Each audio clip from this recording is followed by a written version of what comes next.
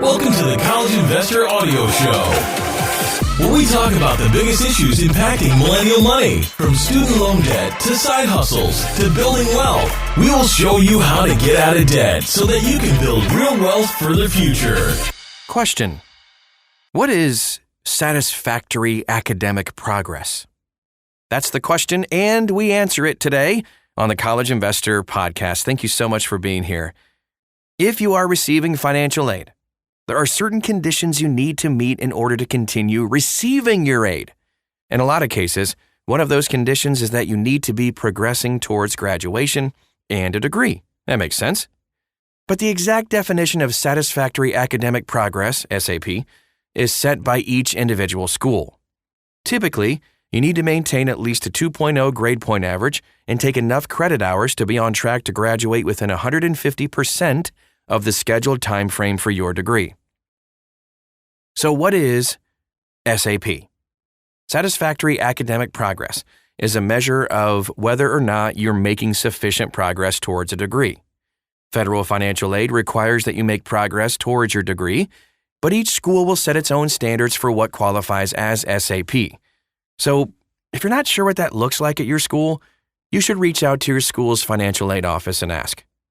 A school's satisfactory academic progress policy will cover, or usually cover at least, some or all of the following items, including what GPA you'll need to maintain. At least a C- or 2.0 average is usually common. How many credits you need to be taking based on your degree. For example, if you don't want to graduate in 3 years, but the amount you need to stay on track to finish in 6 if you're taking a 4-year degree.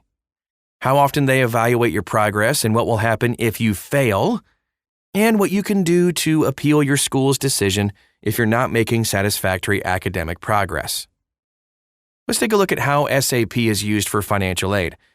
Now, because this SAP requirement is a requirement for federal financial aid, nearly all schools will monitor this as part of their financial aid office. Schools may measure each student once or even twice a year, using the most up-to-date information as of the measurement period. If your school determines that you are not making sufficient progress, you may receive a financial aid warning or possibly lose your financial aid. While satisfactory academic progress is typically used for federal financial aid products, there are some private student loans that also have an academic progress requirement. If you fall below your school's satisfactory progress threshold, it is possible you won't qualify for private loans as well.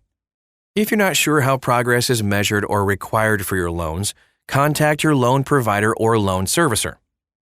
Now let's take a look at how to appeal a satisfactory academic progression decision. All right, so if you are not making sufficient progress towards a degree, you may be able to appeal your school's decision. Typically, you can appeal the SAP decision for reasons like a sufficient or significant illness or injury, death of an immediate family member, other unusual or special circumstances. So if you feel one of these applies to your specific situation, you need to contact your school's financial aid office in writing. While many colleges and universities allow appeals, not all of them do. Make sure you understand your school's academic progress policy before it becomes an issue. Let's take a look at some loopholes to get around SAP.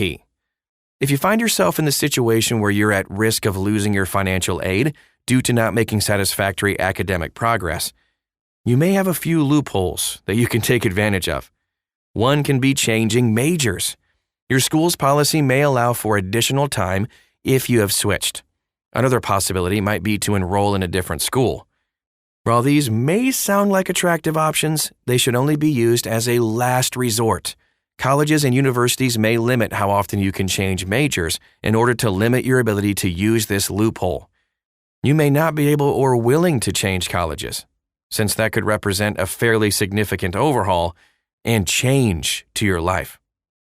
The bottom line? If you're receiving federal financial aid, you are required to demonstrate satisfactory academic progress towards a degree. The exact standards for SAP are set by each school, so if you're not sure how your university measures this, contact the financial aid office. They can help you understand this in detail, and if you're at danger of falling below the threshold, of Satisfactory Academic Progress. If you want to find out more, we do have more resources for you at thecollegeinvestor.com. Also, follow us on social media. We are everywhere you are. Just search for The College Investor and you'll find us. Thanks for stopping by today, and we'll talk to you again real soon.